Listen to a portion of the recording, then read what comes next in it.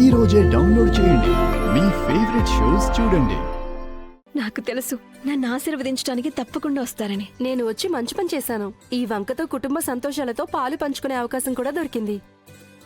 రేఖ, నేను నిన్నెప్పుడు నా కుటుంబం అనే అనుకున్నాను. బహుశా అందుకే నేను ఎన్నిసార్లు ఆలోచించినా మాటి మాటికి మనసు ఒక్కటే చెప్పింది, ఈ పెళ్లికైతే నేను వెళ్ళి తీరాల్సిందే అని. Thank you heartful. ఇంకా నేను మనసారా ఈ ఇద్దరిని ఆశీర్వదిస్తున్నాను. మీ ఇద్దరి జంట ఎప్పుడూ ఆనందంగా ఉండాలి. ఇంకా భగవంతుడు మీ ఇద్దరికి అన్ని సంతోషాలు అందించాలి. సరే, ఇక అందరినీ వెయిట్ చేయించుకో. వెళ్ళి పెళ్లి పనులు అవి చూడు. వెళ్ళు. నాకు చెప్పకుండా మీరు వెళ్ళిపోకండి. నేను మీకు రాఘవ్ని పరిచయం చేయాలి. నేను పిలుస్తాను.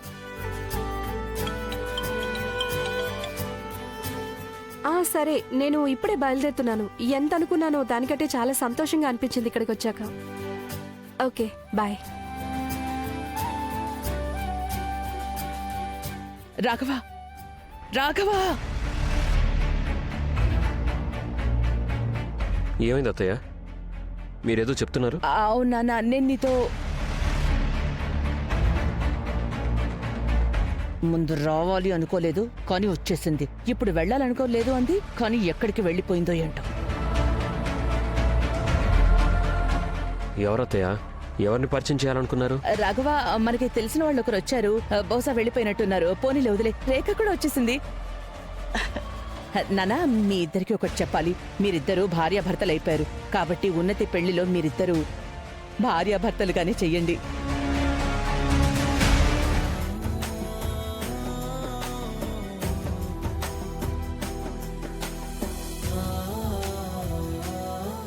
ముహూర్తం దగ్గర పడింది. వెళ్ళండి వెళ్ళండి.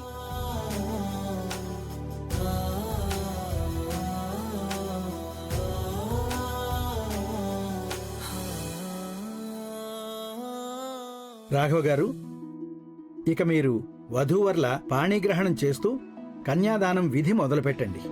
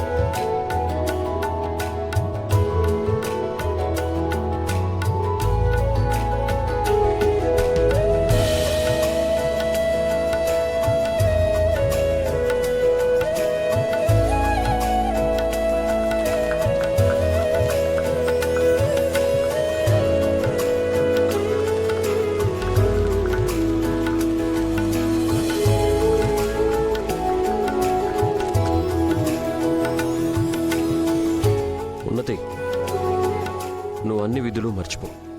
జస్ట్ నీ అన్నయ్య చేసిన ప్రమాణాలని గుర్తుపెట్టుకో. నేను నిన్ను ఎప్పటికీ దానం చేయను. ఈ జన్మలోనే కాదు, ఏ జన్మలోనూ చేయలేను.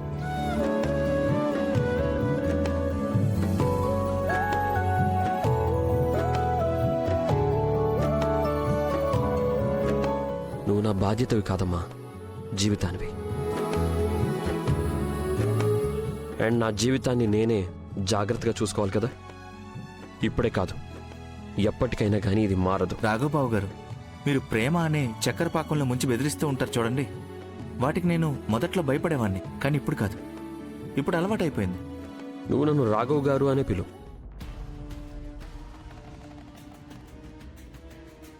ఎందుకంటే నీ వరకు నేను ఎప్పుడు ఉన్నీకి అన్నయ్యగానే ఉంటాను, నీ అక్క భర్తగా కాదు.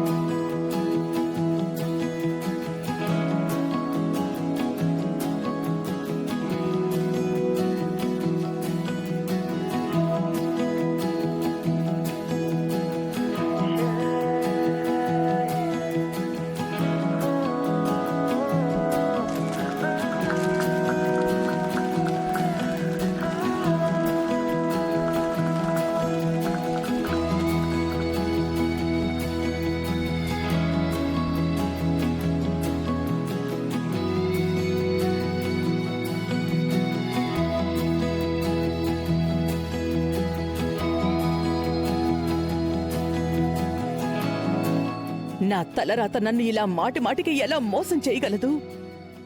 నేను రాఘవ్ రేఖల పెళ్లి ఆపలేకపోయాను, అలాగే పెళ్లి తర్వాత రాఘవ్ని తన తల్లిని కలిపి వాడి మనసులో విషాన్ని నింపలేకపోయాను. నువ్వేం దిగులు పడకమ్మా. ఏనుగు తప్పించుకుంది కానీ దాని తోక నాకు పెట్లోనే ఉంది. అది రాఘవ్ని డియర్ హస్బెండ్ నుండి మిస్టర్ సింగిల్ చేయడంలో మనకి సహాయపడుతుంది. పొడుపు కథలు అల్లకో, అసలే నాకు బుర్ర పిచ్చెక్కిపోయింది.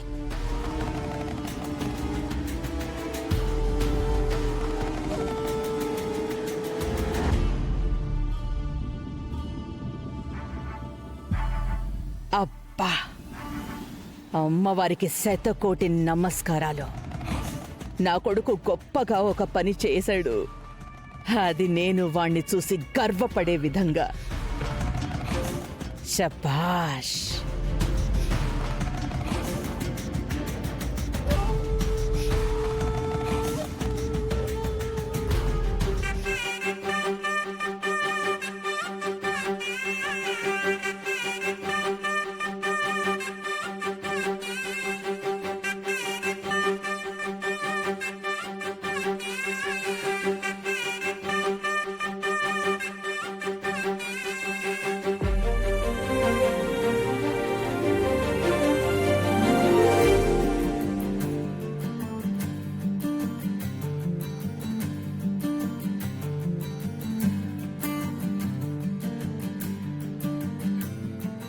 ఈ రోజు నుంచి మీరు భార్యాభర్తలైనట్టే.